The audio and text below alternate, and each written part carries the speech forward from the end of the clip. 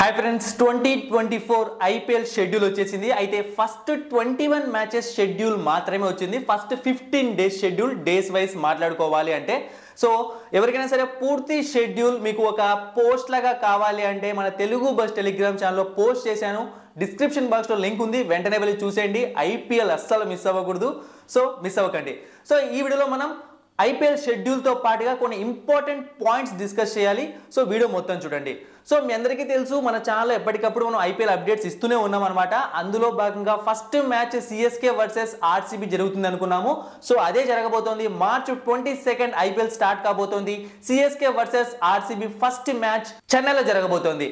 మీకు ఆల్రెడీ కొన్ని క్రైటీరియాస్ చెప్పాను అనమాట. ఎందుకు CSK versus RCB, CSK versus Mumbai ఎక్కువగా మ్యాచెస్ పెడుతూ ఉంటారు అంటే ఈ మధ్య కాలంలో ఇలా చేస్తున్నారు అంటే హైప్ ని ఎక్కువ క్రియేట్ చేయడానికి రెండు పెద్ద టీమ్స్ మధ్య ఎక్కువ ఫ్యాన్ బేస్ ఉన్న టీమ్స్ మధ్య పెడుతూ ఉంటారు. మామూలుగా అయితే మనం విన్నర్స్ వర్సెస్ రన్నర్స్ చూస్తూ ఉంటాము. అయితే ఈ ఇయర్ మనం last year winners versus runners match చూడాలి అంటే మార్చ్ 26 వరకు వెయిట్ చేయాల్సిందే. అంటే సిఎస్కే వర్సెస్ జీటీ మ్యాచ్, ఆ మ్యాచ్ కూడా చెన్నైలో జరగబోతోంది.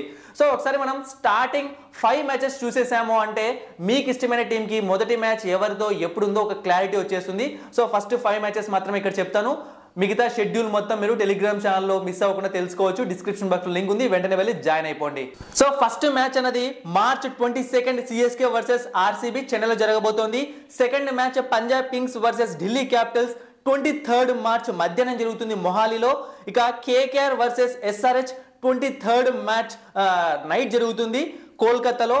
ఇక next Rajasthan Royals versus Lucknow super Giants 24 March జరుగుతుంది సండే మధ్యాహ్నం జైపూర్లో. ఇక అదే రోజు Gujarat Titans versus Mumbai Indians match జరుగుతుంది 24 మార్చ్ అహ్మదాబాద్లో. సో ఇవన్నమాట స్టార్టింగ్ 5 మ్యాచెస్.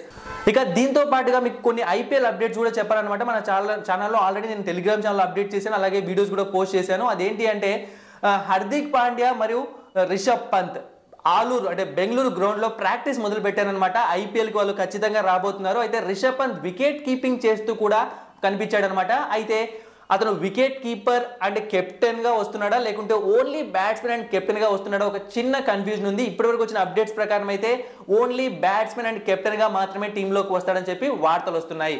ఇక నెక్స్ట్ మొహమ్మద్ షమి గురించి డిస్కస్ చేయాలి. సో గుజరాత్ టైటన్స్ కు భారీ షాక్ తగిలింది, ఇది కూడా మనం ఆల్రెడీ అప్డేట్ చేశాము.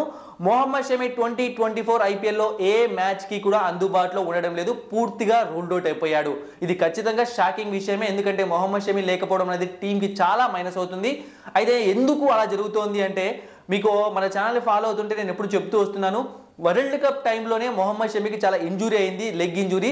సో అప్పుడు తను ఇంజెక్షన్స్ వేసుకొని పెయిన్ కిల్లర్స్ వేసుకొని టీమిండియా కోసం ఆడాడు అనమాట. తనకు తెలుసు ఆ రోజు ఆడాడంటే ఖచ్చితంగా తర్వాత ఇంజురీ వల్ల కొన్ని మ్యాచెస్ మిస్ అవుతానని చెప్పి, కానీ టీమిండియా కోసం ఆడాడు.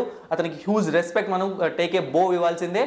అయితే ఎప్పుడు మళ్ళీ వస్తాడు అంటే Australia versus India Border Gavaskar trophy జరుగుతున్నమాట, ఆ టైంకి అతను వచ్చే అవకాశం ఉంది. ఐపీఎల్లో మాత్రం అతను అందుబాటులో ఉండడు.